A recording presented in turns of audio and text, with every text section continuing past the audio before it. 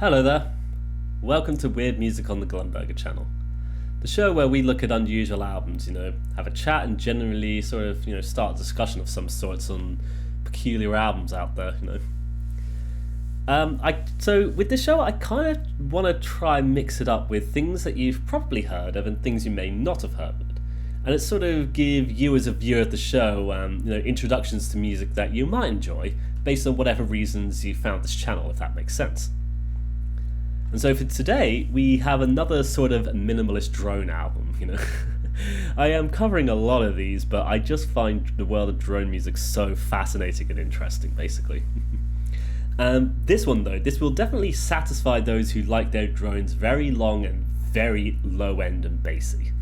It's an album with very little information to go on, but the more I uncovered and unearthed on this album, though, in terms of doing research into it, the more I start to reveal this rather strange and tragic story that actually means the album is exploring incredibly dark, harrowing themes. So proceed with caution, as this review will delve into some rather heavy concepts. Today I present to you Mise Trope by Angelo Vicente Jr.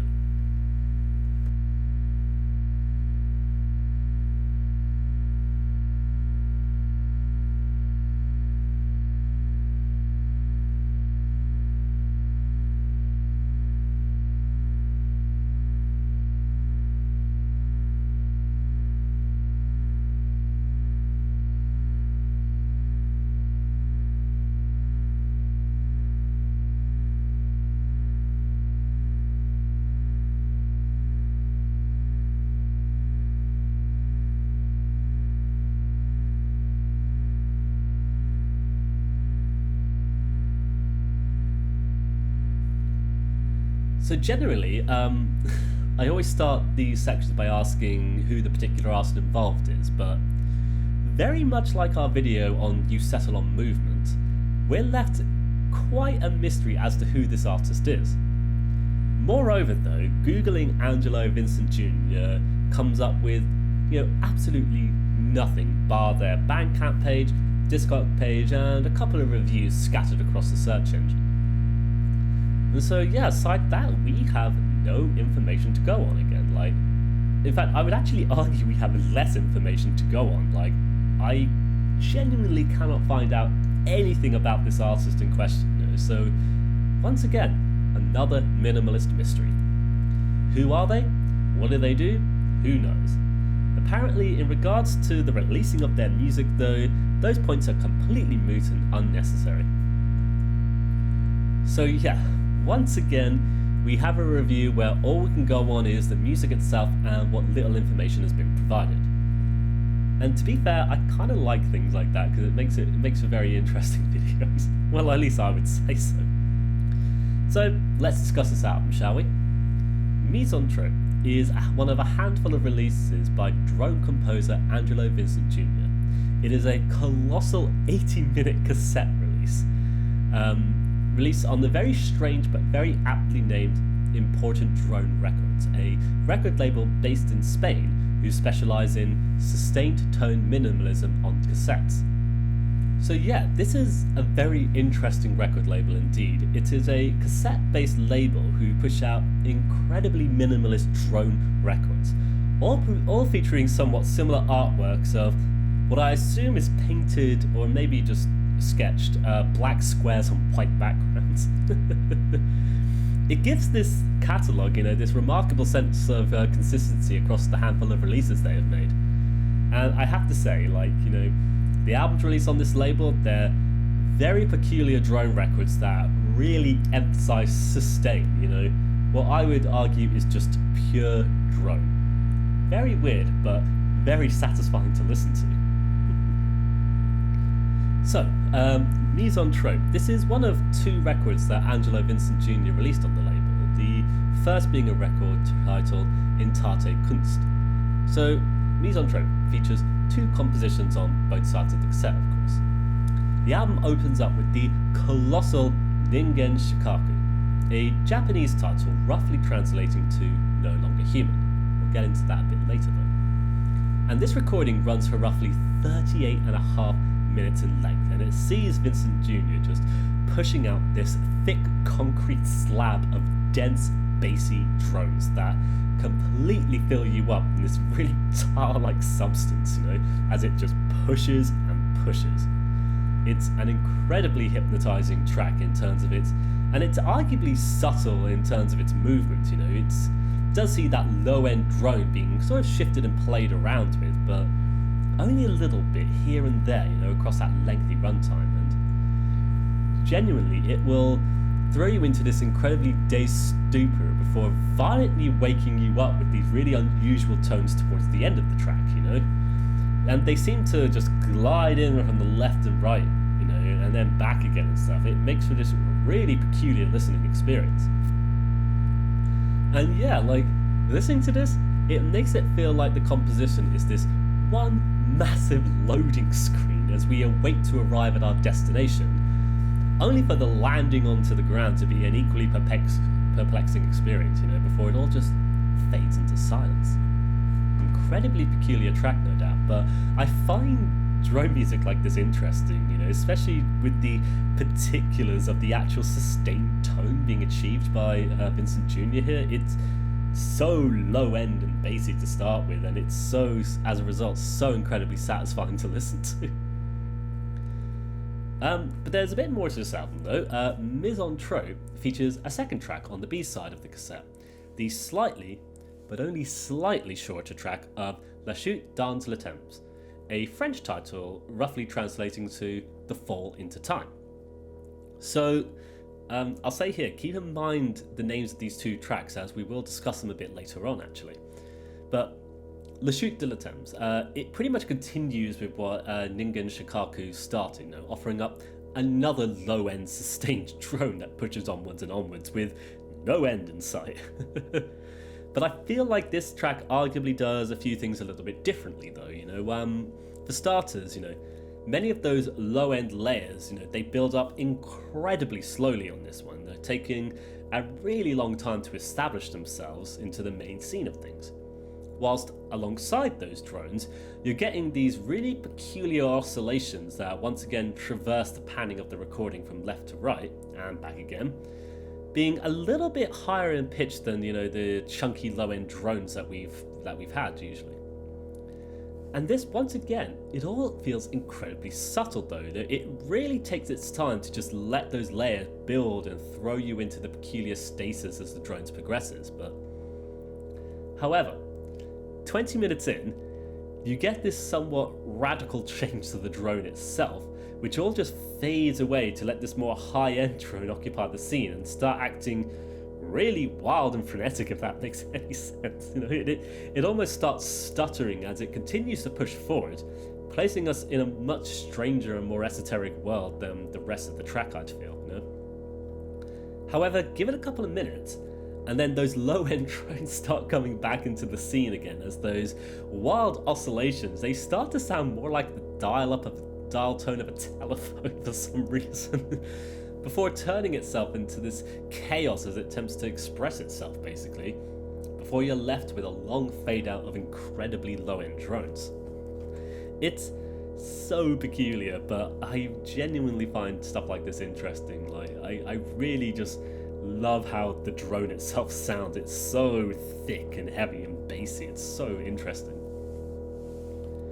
So with that, you've essentially covered the music featured on Mise en Trope. It's certainly a strange record that I came across. It's one that features such a large number of enigmatic qualities, especially when it comes to the mystery of who the artist Angelo Vicente Jr. is. However, we do have some information we can go on though, despite the incredible and no doubt purposeful lack of information this release has. And so, to start with, the music on this album was all composed on the Serge synthesizer, an analog synthesizer that originated from Cal Arts in the late 70s. And this is an interesting synthesizer that's been utilised by a large number of musicians, including the likes of Jim O'Rourke and Keith Fullerton-Whip. An interesting synth with very, incredible capabilities, though it seems that Vincent Jr. really likes using his to just push out low-end sustained drones. So, There's a bit more we can discuss here though. So as I mentioned earlier, the rather strange names of the tracks, it seems more than likely that the names are both taken from books that Angelo Vicente Jr has probably been inspired by. I'll say now, this is all inferred by the way, because once again we don't have any direct information to go on, so this might be incorrect, but I'm pretty sure this is as a result of where the origins of these names have come from. This is perhaps what the album's trying to express, so here we go. So, Ningen Shikaku is likely named after the novel of the same name by Japanese author Osamu Dazai, and it is a rather dark semi-autobiographical novel that deals with themes of suicide, social alienation, and depression. And the story of the actual author of Dazai is one that's incredibly fascinating, but really sad and tragic. Like, it really, gut-wrenched me discovering this when researching this album, basically. That I thought it was interesting to talk about, but it's very sad though. It seems that the author lived with many mental health issues during the early 20th century, even attempting to take his own life multiple times before doing so in 1948 alongside his partner at the time. And I find that incredibly sad, to be honest, and a little bit difficult to discuss, but I feel like it's important to do so as it is a part of the context for what's being presented here, arguably. But also, moving on to the second track then, La Chute dans le Temps, it's a title taken from a novel of the same name, most likely, written by Romanian philosopher and author Emil Sarin. At least I think that's how it's said. So, Emil is another interesting person whose philosophy tended to dive into pessimism and aphorisms. And the man was incredibly unhappy and absurdly pessimistic, which I would say is putting it lightly. It's to the point where, I found this out researching about the author. His own mother is reputed to have told him if she had known he was going to be so unhappy, she would have aborted him. Which, goodness me, right? Goodness me. And the man had this a peculiar obsession with suicide, apparently, in terms of a philosophical standpoint. And it's to the point where the release of Mise on Trope is accompanied by a quote of his, saying, "It is not worth the bother of killing yourself, since you always kill yourself too late." And so with this all in mind, I feel like this is one of those situations where doing research and finding out a bit more about the album itself reveals more of the context for the album and therefore changes your viewpoint of it. And what was this very satisfying low-end droney album is actually a very dark, depressing album. It's very dark what's being explored here. At least I would assume so, based on the fact that the names of the tracks are referencing these two very peculiar authors and some very peculiar works by them. And so, yeah, with all that in mind, the mystery of this very esoteric album hides this incredibly secretive and uncomfortable story regarding life and suicide, sadly. One that directly references authors, who experience such apathy and disdain for life itself, expressed through these works of theirs. And so perhaps this is some context for what Angelo Vicente Jr is trying to express directly with this release, a wordless record that is perhaps grappling with its own understanding of its own existence, perhaps. And I'll be honest, when I started this review, I didn't think researching this album would uncover such dark and sinister history regarding such dark themes, but that is perhaps the odd beauty of music itself, right? In that we can express things of a deep, complex nature in such strange and unusual ways. And whether or not it's understood by its intended audience, is simply down to how listeners understand the work they are consuming. And I'll be honest, it did completely go over my head when I first listened to this album, but now it's given me an incredible amount to contemplate, and think about, especially whenever I listen to this album from now on. So with that, I think we've come to the end of today's episode of Weird Music. This is another very strange album, one that is musically satisfying to listen to, especially for fans of low-end drones and stuff, but when it comes to the underlying, themes and concepts hidden deep amongst the music and the esoteric lack of information, we find ourselves actually being confronted with a rather dark and upsetting human experience that I'm sure a bunch of us can relate to on some level, I know I certainly can. And perhaps that's why I found it necessary to talk about it, and why I now find this to be an incredibly profound album. It just goes to show, actually, that the discovery of context and understanding of something, especially in art, can really change your perception of what it is, for better or for worse. And researching this album certainly did so. We are, of course, still no closer to understanding who Angelo Vicente Jr. is, but with this release, we certainly have somewhat of an insight into his mindset, for better or for worse. And so with that, I hope you've enjoyed this very strange episode of Weird Music. What a peculiar journey this album took me on. I'm kind of glad to have talked about it, but very heavy indeed. But yeah, I'd like to thank you for watching today's episode. I wish you all the best. Take care, and bye-bye for now. Bye-bye.